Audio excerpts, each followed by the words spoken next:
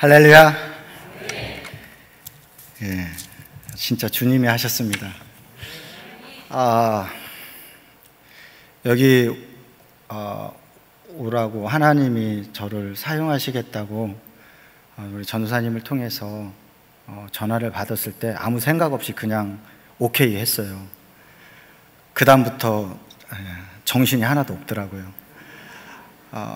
설교 본문을 3번이나 수정을 할 정도로 제게는 상당히 부담이 되는 자리였습니다. 근데 제가 할 수 있는 게 아무것도 없더라고요. 오늘 주일 낮 설교를 하고 있는데, 이분 설교를 하고 있는데 머리는 여기 본문을 보고 있는 이 현실이 저의 현실입니다. 부족하지만 제가 만난 하나님, 저에게 전부가 되었던 복음을 이 시간 함께 나누려고 합니다. 함께 은혜로 그 주님을 만나셨으면 좋겠습니다. 잠깐 기도하겠습니다. 사랑의 하나님, 우리의 삶의 전부가 되어주시는 주님을 이 시간 고백하려 합니다. 하나님, 통로되어지고 스피커로 세워주셨으니 마음껏 사용하여 주시고 오직 주님의 일하심만, 오직 십자가 복음만을 외치고 선포하게 하여 주옵소서. 오늘 이 자리에 주님 불러주신 믿음의 지체들을 축복하여 주시사 주님 임재하여 주시고 주님 말씀하여 주셔서 하나님 동일하게 그분들에게도, 하나님의 자녀들에게도 하나님 복음이 전부되게 하여 주옵소서. 일하실 주님을 찬양하며 예수님의 이름으로 기도드립니다. 아멘. 몇 년 만에 여기로 왔는지 모르겠습니다. 제가 여기에 딱 섰던 게 결혼식 때 처음, 요 밑에 처음이자 마지막으로 서고 그 후에 지금 온 것 같아요. 나이로 따져보니까 제가 올해 49이더라고요. 그러니까 제가 49인데 저하고 같이 교회학교에서 했던 아이들은 얼마나 더 나이를 먹었을지 지금 보면 모르겠습니다. 누가 누군지. 그런 자리로 주님이 불러주셨으니 얼마나 떨리겠습니까? 아무것도 안 보여요 지금. 그래도 주님이 불러주셨으니 전하는 게 저의 사명이라 생각을 합니다. 오면서 처음 알았습니다. 오늘 3사 여성교회 헌신 예배라고요. 미리 알려주셨으면 거기에 맞췄을 텐데. 여러분들에게 오늘 제가 창세기 22장 1절에서 14절 말씀을 가지고 주님이 하셨습니다라는 말씀의 제목으로 은혜를 나누려고 합니다. 창세기 22장은 너무나 잘 알고 있는 말씀이죠. 이거 모르면은 간첩이라고 할 정도로 창세기 22장은 우리가 너무나 잘 알고 있는 말씀입니다. 오늘 제가 말씀의 제목을 계속 바꿔가면서 저하고 같이 사는 사람은 저보고 설교 준비 안 하냐고, 저는 지금 머리가 터지고 가슴이 막 심장이 밖으로 튀어나올 것 같은데 설교 준비 안 하냐고 그러면 저는 할 말이 없습니다. 그래서 집을 도망갔습니다. 그래서 교회에 가서 혼자 있으면서 또 계속해서 무엇을 말씀을 주님이 전해 주시려고 하실까 해서 잡은 본문이 22장입니다. 창세기. 먼저 이 말씀에 제가 결론을 한다면 3가지의 결론을 내리고 여러분과 함께 은혜를 나누려고 합니다. 그 첫 번째는 바로 뭐냐면 주님이 주님 수준으로 일하신다라는 결론입니다. 제가 이 결론을 먼저 내리는 것은 제 삶에 주님이 이렇게 일하셨다라고 하는 저를 만나주신 은혜의 복음을 저와 여러분들에게 그 주님을 소개하려고 하기 때문입니다. 저는 이 말씀에 창세기 22장 8절 말씀을 주제 말씀으로 잡았습니다. 아브라함이 대답하였다. 얘야, 번제로 바칠 어린 양은 하나님이 손수 마련하여 주실 것이다. 두 사람이 함께 길을 걸었다 라는 말씀은 세 번역에 있는 말씀을 제가 전해드린 겁니다. 아브라함은 아무것도 없었는데 믿고 그냥 가요. 근데 아브라함의 고백은 주님이 주님 수준으로 일하겠다라고 하시는 말씀입니다. 여러분들에게 있어서 복음이면 충분하십니까? 여러분들의 삶에 그 어떤 것이 아니라 복음 그 하나면 여러분들은 충분하십니까? 저는 이 질문 앞에 대답을 할 수가 없었습니다. 왜냐하면 저는 복음 말고 다른 게 있어야 된다라고 생각을 했습니다. 목사라는 커리어가 있어야 되고, 또 뭐 외모도 있어야 되고, 뒤에 백그라운드도 좀 있어야 되고, 저는 그렇게 생각을 했습니다. 그런데 복음이면 충분하다는 이 말의 고백이 무엇인지를 알고 난 이후에 저에게 있어서 누가 저에게 물어본다면 복음이면 충분합니다. 저는 이거 하나면 저의 모든 걸 가져가셔도 저는 이거면 충분합니다 라고 고백을 합니다. 왜냐하면 복음은 곧 예수 그리스도십니다. 여러분들에게 예수 그리스도면 충분하냐고 물어본다면 여러분들 뭐라고 대답하시겠습니까? 아멘이시죠? 예. 그 주님이 주님 수준으로 일하신다 이 말입니다. 저를 불러주시고 제가 주님을 만난 때는 제가 학생 시절이었던 그 고등학교 1학년 때였습니다. 근데 제가 인격적으로 주님을 만났던 때, 복음을 만났던 그때는 2012년입니다. 그러니까 저는 아직 새신자입니다. 2012년에 복음을 만나기 전에 저는 목회자였고 저는 사역을 하고 있었습니다. 여러 가지 상황과 환경 속에서 저는 열심을 다했고 최선을 다했습니다. 1년 365일 특별 새벽기도라는 이름 아래 집에 들어가지 못하고 교회에서 1년 365일을 생활하면서 그렇게 주님의 일을 하는 그 자리에서 섬겼습니다. 그런데 제게 남은 것은 아무것도 없었습니다. 제 안에 남은 게 아무것도 없었습니다. 그래서 저는 남들이 다 하는 40일 금식 기도를 들어가게 됐습니다. 저는 그게 다 하는 줄 알았어요. 40일 금식 기도를 속고 들어갔어요. 근데 아니더라고요. 그 속에서 주님을 만났고 그 이후 저는 지금 섬기고 있는 익산 사랑샘교회로 하나님이 저의 발걸음을 옮겨주셨습니다. 그리고 그곳에서 2012년 인격적으로 복음을 만나게 되었습니다. 그리고 3년여 동안 하나님의 은혜를 누리면서 작은 비전교회였지만 열심히 주님의 일을 하였습니다. 그러다가 주님이 저에게 해주신 말씀이 주의 일이란 내가 주님을 위해서 무엇을 하는 것이 아니라 주님이 주님의 일에 나를 동참시켜 주시는 것이 주의 일입니다. 거기에 대하여 아니요, 지금요, 제가요, 싫어요 이게 아니라 그냥 아멘 하고 가는 것이 주의 일이다 이 말입니다. 헌신하신다고 우리가 고백을 합니다. 헌신 예배로 우리를 불러주셨다라고 우리가 이렇게 헌신합니다라고 고백하는 건 내가 하는 것이 아니라 주님이 나를 사용해 주시는 겁니다. 그것이 진정한 헌신이죠. 그렇게 사역을 하다가 2013년에 주님이 저의 사역지를 다시 옮기십니다. 그것이 바로 대전 서광교회였습니다. 1년 6개월여 동안 부교육자로 다시 사역을 하고 있는 그 시절이 저에게는 목마름의 시절이었고 갈급함의 시절이었습니다. 죽고 싶었고요, 도망가고 싶었고요, 뭔가를 할 수 없는, 사역은 하고 있는데 이 안에 너무나 갈급함이 심했던 거예요. 저희 아내도 그렇고 저도 그렇고 어떠한 대책이 없었고 어떤 방법이 없었습니다. 시편 42편에 보면 하나님이여 사슴이 시냇물을 찾기에 갈급한 같이 내 영혼이 주를 찾기에 갈급하나이다 라는 말씀이 있습니다.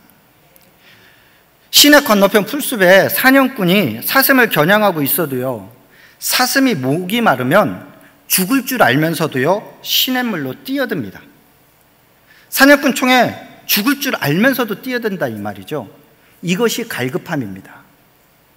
이런 상황이 저에게, 저희 아내에게 닥친 것이죠. 사람과의 관계에 문제가 있었던 것도 아닙니다. 사역에 문제가 있었던 것도 아닙니다. 문제는 저와 하나님 관계에 문제가 있었던 것입니다. 정말로 나에게 복음이면 충분한가? 정말로 나에게 주님이면 충분한가? 라고 하는 이 관계, 그 속에서 아내와 기도하면서 저희가 결단을 내립니다. 저희 아이들이 이제 초등학교 1학년, 2학년, 3학년이었나요? 기억도 안 납니다. 막내가 이제 어린이집을 막 다니려고 하는 그때, 주님 앞에 기도하면서 결단을 내린 것이 사역을 내려놓자. 지금 내려놓지 않으면 내가 주님을 만날 수 없고 주님과의 관계를 회복할 수가 없다. 그 결정을 내리고 무모하게 모든 걸 다 내려놨습니다. 통장에 잔고도 아무것도 없었고요. 가진 거라고는 그냥 두 몸뚱아리, 그리고 저하고 비슷하게 생긴 아들, 딸, 그게 전부였습니다.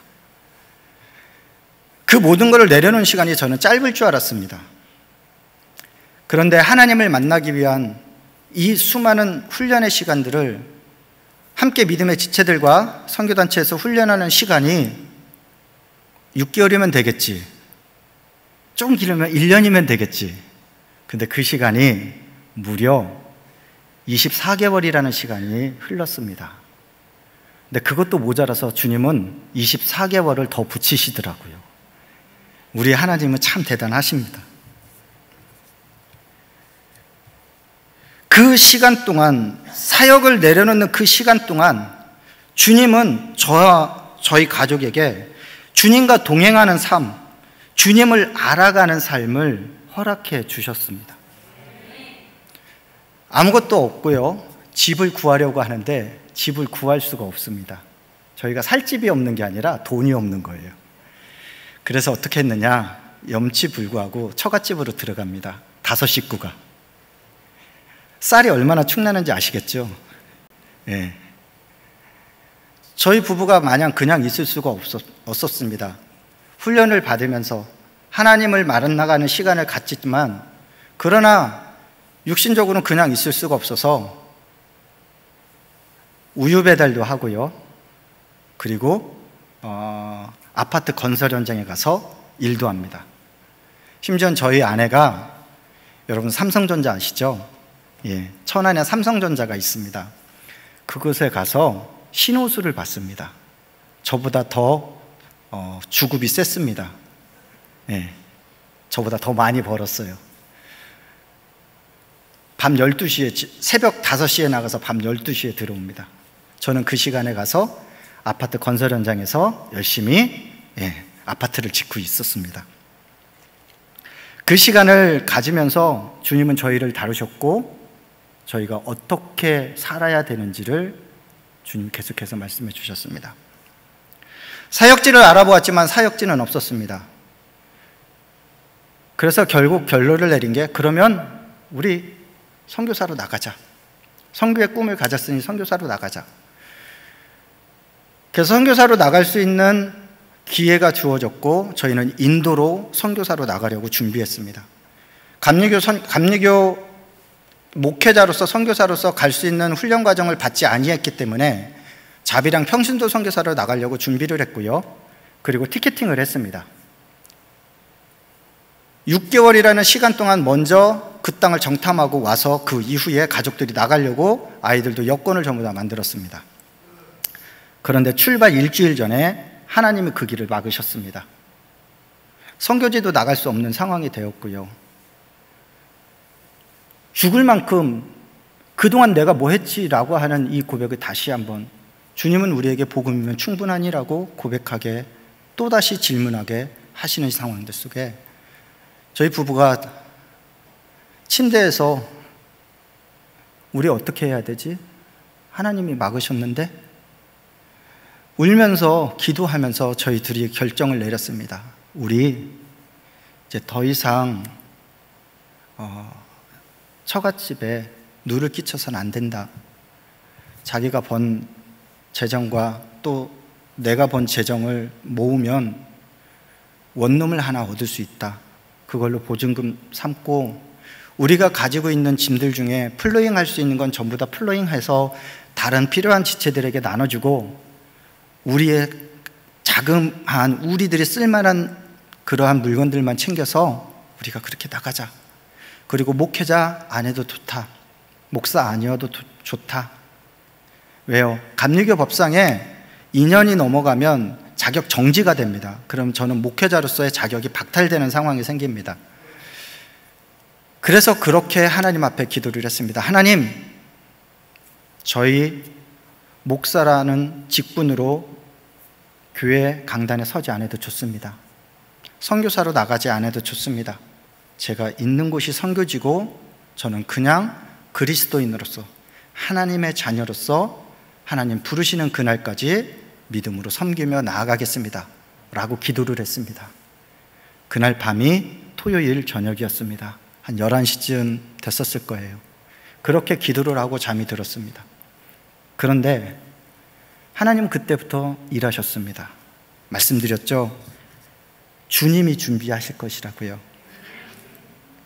그날 저녁에 저에게 한 통의 전화가 왔는데 저희 부부가 그 전화를 받지 못했고, 그 다음날 주일날 아침에 뜻하지 않은 전화가 왔습니다. 보통 잘 전화를 안 하는 후배가 전화를 한 거예요. 여러분 잘 알고 계시죠? 김학성 목사가 전화를 한 거예요. 그래서 그 아침에 왜 전화를 했는지 몰라 전화를 했더니 저보고 그러는 거예요. 목사님, 오시겠습니까? 저는 할 말이 없죠. 그냥 주님이 왜 그런 말을 하시는지 모르겠어요. 그냥 오케이 했어요. 그게 바로 뭐냐면 사랑생교회로 다시 오라는 거였습니다. 지금 제가 섬기고 있는 이 교회로요. 저는 이 교회에서 떠났는데 이 교회로 다시 부르신 거예요. 그리고 상황을 들었습니다. 그 상황이 끝나고요. 그 상황 속에, 그런 문제는 이제 제가 어떻게 해야 되냐는 거죠. 그래서 인사구역회가 화요일날로 잡혔는데 월요일날 아침에 제가 이제 목회를 그만둬야 되는 상황이, 시간이 임박했음을 제가 알았기 때문에 연회 전회를 했고, 연회에서 하는 이야기가, 목사님 오늘 오후 5시까지 인사서류가 넘어오지 않으면 목사님은 자격 박탈입니다, 이렇게 이야기하는 거예요. 저는 언제 인사구역회를 하기로 했다고요? 화요일날, 그 다음날. 그럼 저는 갈 수가 없는 거죠. 하나님이 그 모든 것을 그날 다 마지막까지 하나님이 저를 다루셨고 하나님 수준으로 일하셔서 저를 사랑성교회 담임자로 보내놓으셨습니다. 그것이 바로 2016년 12월이었습니다. 2016년 12월 13일이면 저는 목회자가 될 수 없는 상황이었는데 2016년 12월 12일에 주님이 그렇게 하셨습니다. 벼랑 끝에서 주님이 받아놓으신 것은 저의 고백이었습니다. 제가 아니라, 내가 아니라 주님이 하십니다. 그래서 저희 교회는 그리스도만 남고 그리스도가 전부인 교회라는 표현을 가지고 약속의 말씀으로 로마서 1장 16절 17절 말씀으로 교회 표현을 삼고 지금까지 오고 있습니다. 오늘 제가 결론 3가지 중에 2번째로 이야기할 것은 8절 후반절부터 10절까지 있는 말씀입니다. 저는 이렇게 결론을 내렸습니다. 믿음의 순종과 계속 신뢰하는 믿음이 있어야 한다라는 것입니다. 후반절 말씀, 8절 후반절 말씀 보면 아까 읽어주신 본문에 두 사람이 함께 걸었다라고 됩니다. 걸었대요, 두 사람이. 이거는 믿음 아니고선 걸을 수 없는 걸음입니다. 그렇게 해서 걸어서 제단을 쌓고 무엇을 합니까? 그 위에 아브라함이 이삭을 바치려고 준비를 하죠.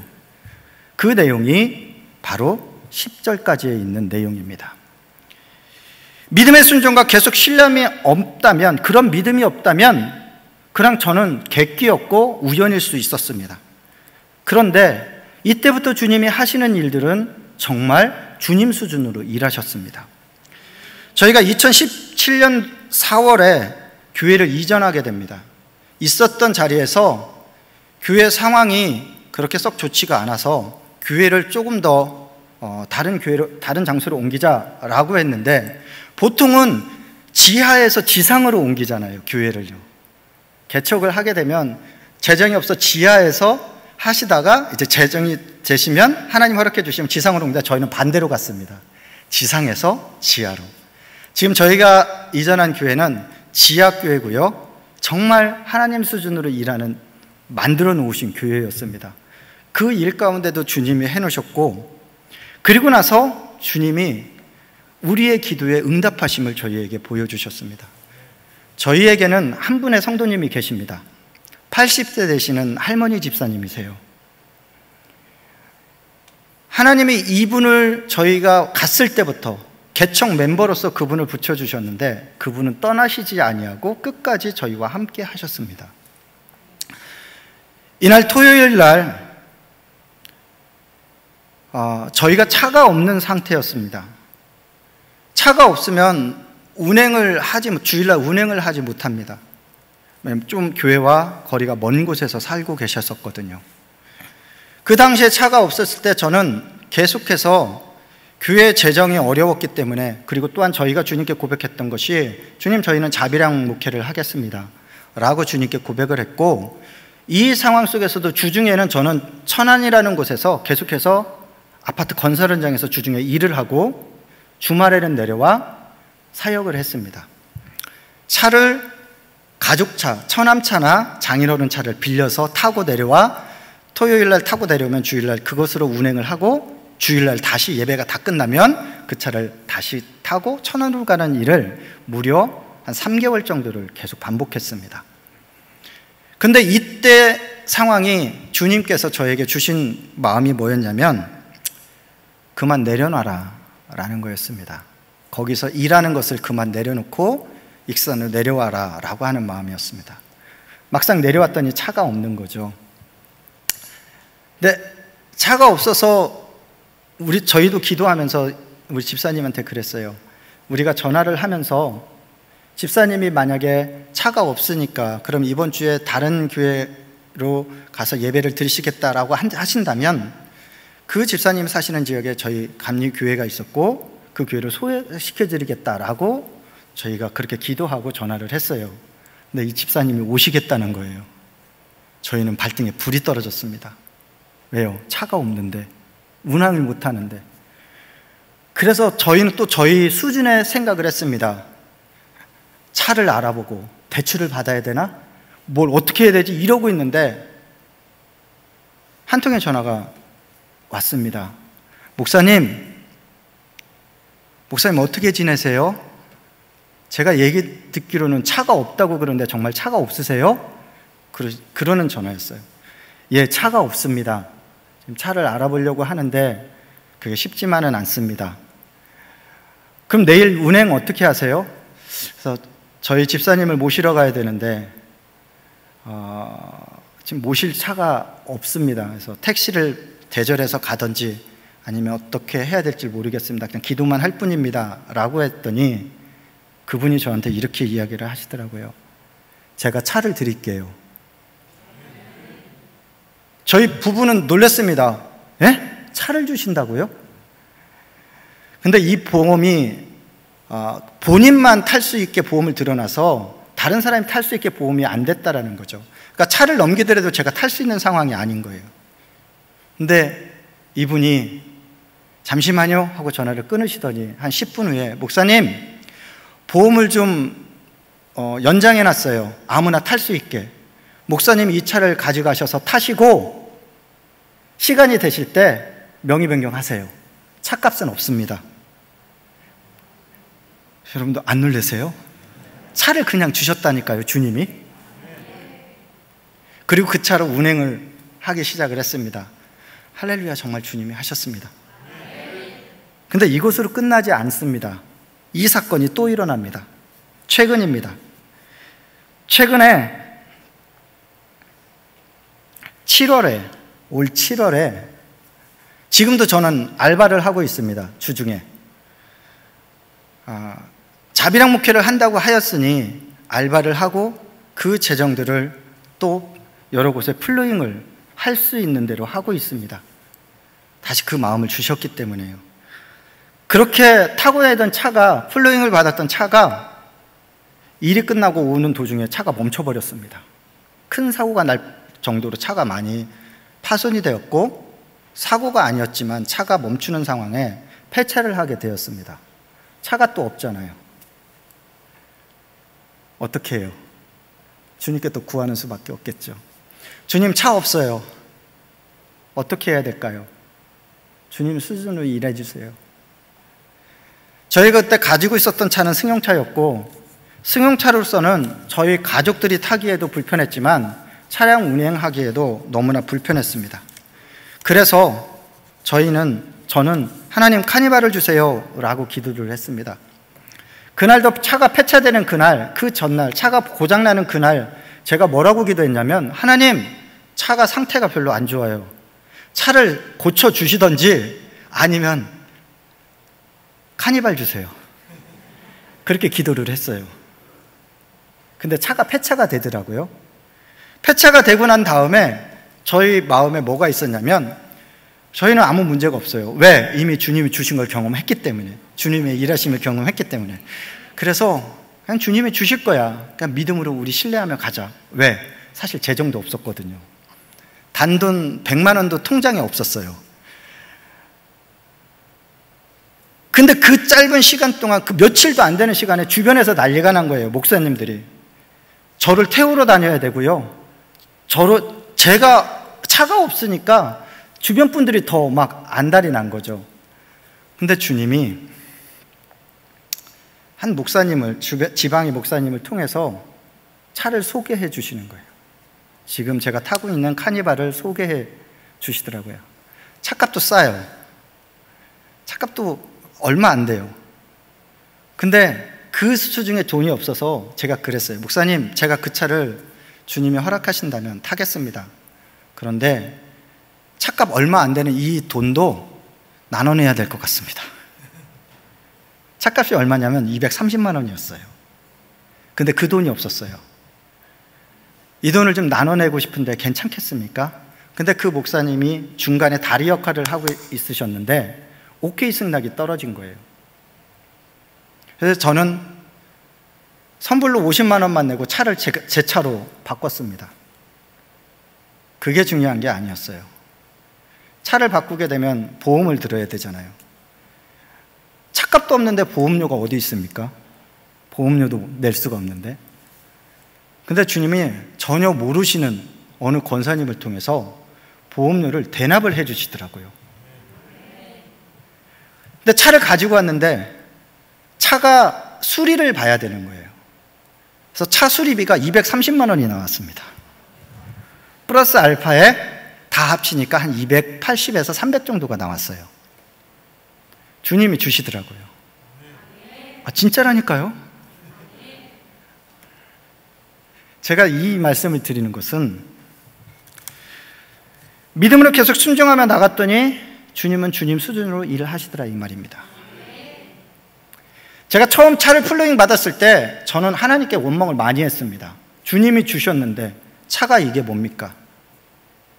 차가 너무 작아요. 차가 장고장이 많아요. 차가 별로 그렇게 썩 좋지 않아요.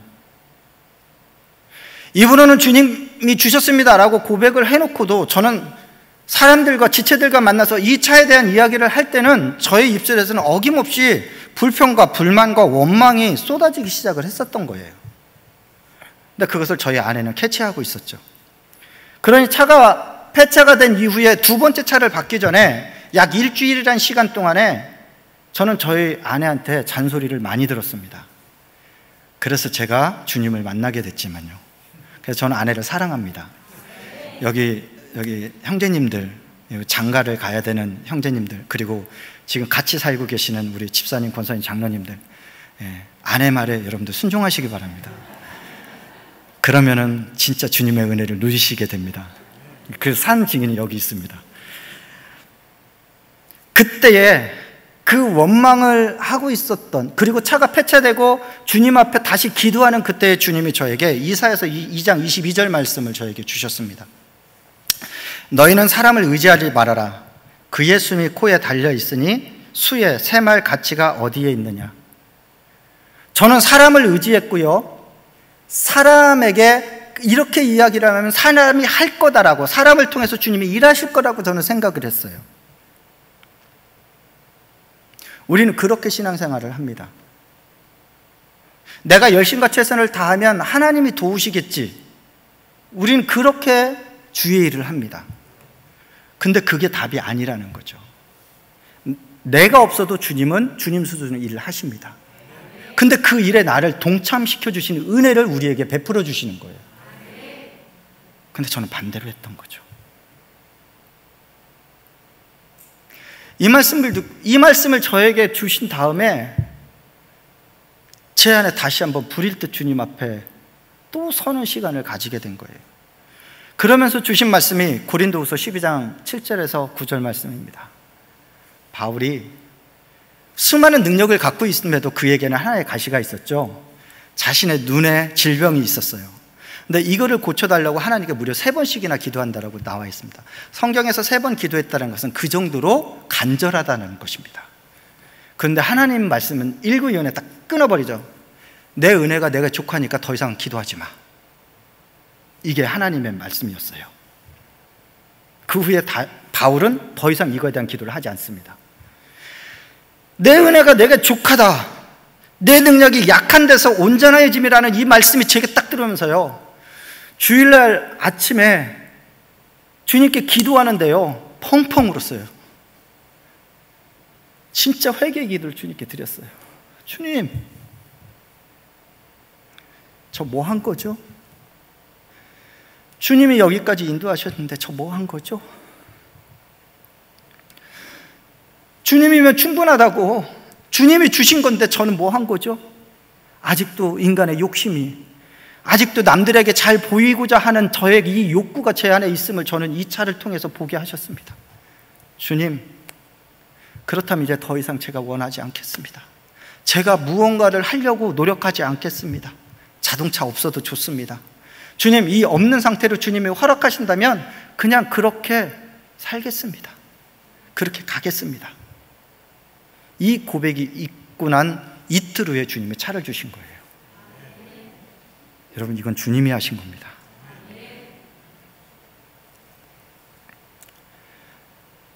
세 번째, 주님이 오늘 말씀으로 함께 나누는 결론의 메시지는 뭐였냐면, 주님이 우리에게 원하시는 것은 꺾어진 날개와 부러진 다리를 원하신다라는 것입니다. 우리는 신앙생활을 하면서요, 우리의 커리어와 그리고 내가 어느 교회에 다니고 있다라고 하는 이 자부심이 나를 들뜨게 합니다. 여러분들 혹시 그렇게 신앙생활 하지는 않으십니까? 여러분들 그렇게 혹시 다른 이들에게 혹시 복음을 전한다고 전하고 있지는 않으십니까? 저도 마찬가지였습니다. 주님은 매 순간순간마다 저희에게 하신 말씀은 뭐였냐면, 너의 다리를 꺾어지고 너의 날개가 부러지기를 원한다. 너가 할 수 있는 게 아니야, 내가 하는 거야. 너희들이 하는 게 아니라 내가 하는 거야. 이 말씀이셨습니다. 우리는 꺾어진 날개가 되기를 원하지 않습니다. 우리의 다리가 부러지기를 우리는 원하지 않습니다. 그래서 우리는 신앙생활을 한다라는 이 예배 공동체 안에서 우리는 우리의 목소리를 내고 있습니다. 하나님의 목소리가 들려야 되고 하나님의 기도 소리가 이 교회 공동체 안에 있어야 되는데, 우리는 이곳에서 우리의 목소리를 내고 있습니다. 여러분들의 날개는 언제 꺾어지실 것입니까? 여러분들의 다리는 언제 부러지기를 원하십니까? 아니, 부러지기 원하지 않고 있진 않은가요? 사랑하는 지체들이요, 저를 왜 이곳에 주님이 부르셨는지 저는 아직도 모르겠습니다. 제가 만난 주님은 단지 빙산의 일각처럼 실질적으로 저에게 주신 만남 속에 주님이 주님 수준으로 주님의 때에 일하심을 저희는 체험했고 또 저희는 고백합니다. 저희가 할 수 있었던 건 하나도 없었습니다. 재정이 없어 기도하면 하나님이 필요한 재정을 그만큼 주시더라고요. 하나님은 절대 더 안 주세요. 더 주시면 교만할까 봐 딱 그만큼 주시더라고요. 하나님, 쌀이 없어요.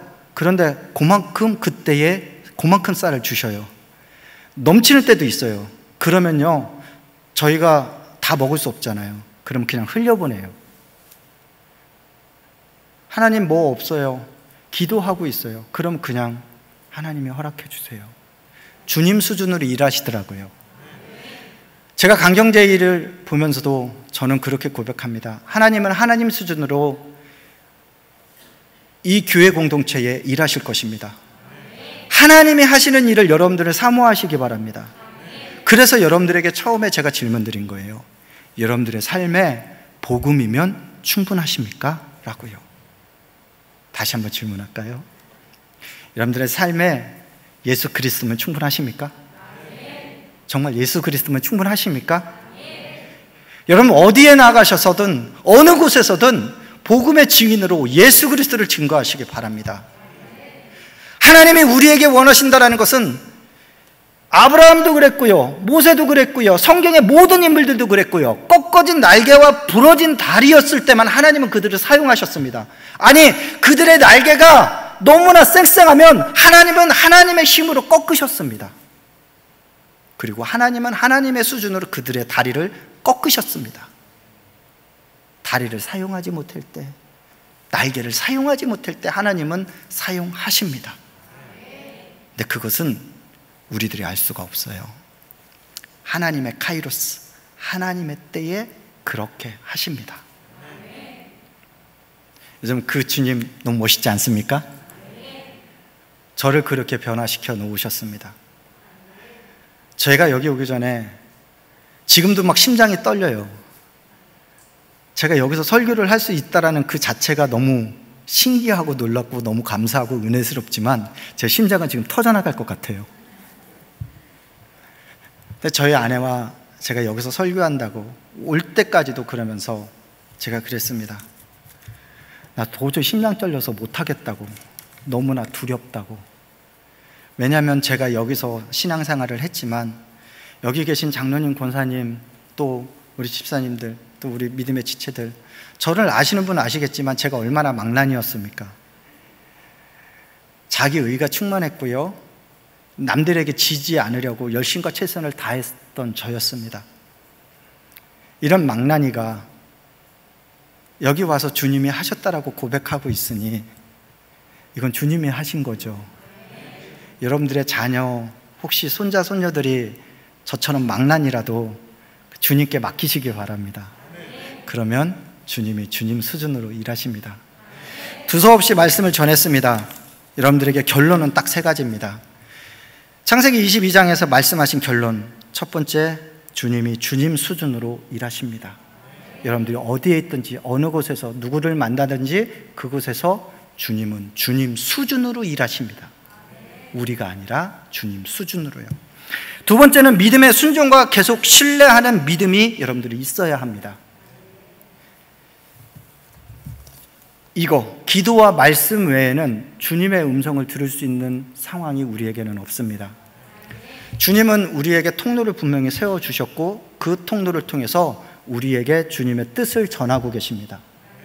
우리는 그 말씀 앞에 믿음으로 순종하며 나아가는 것입니다. 계속 주님을 신뢰하시기 바랍니다. 그리고 3번째, 주님이 우리에게 원하시는 것은 꺾어진 날개와 부러진 다리입니다. 여러분, 절대 여러분들의 날개를 펼치시지 마시기 바랍니다. 주님이요 하고 꺾으십니다. 여러분들의 다리를 열심히 달려가려고 하지 마시기 바랍니다. 주님이 가고 부러뜨립니다. 그때 가서 저처럼 후회하지 마시고 지금 이 순간, 이 시간 주님을 바라보시기 바랍니다. 주님이 하십니다. 기도하겠습니다. 사랑의 하나님, 주님이 주님 수준으로 일하셨습니다. 부족한 저와 저희 가정, 그리고 사랑샘 공동체를 사용하시면서 주님이 주님 수준으로 일하신 모든 시간들을 주님 감사하며 그 모든 영광을 주님께 올려드립니다. 하나님께서 이 강경제일감리교회를 사랑하셔서 하나님 믿음의 지체들에게 더하여 주시는 은혜를 채워주시고 축복하여 주실 때 우리의 어떠함이 아니라 하나님 꺾어진 날개와 부러진 다리로 주님을 계속 신뢰하며 이 믿음의 고백으로 주님을 바라보게 하여 주옵소서. 하나님께서 그러하실 때 더욱더 더하여 주시는 은혜로 채워 주옵소서. 함께 하실 주님을 찬양하며 예수님의 이름으로 기도드립니다. 아멘.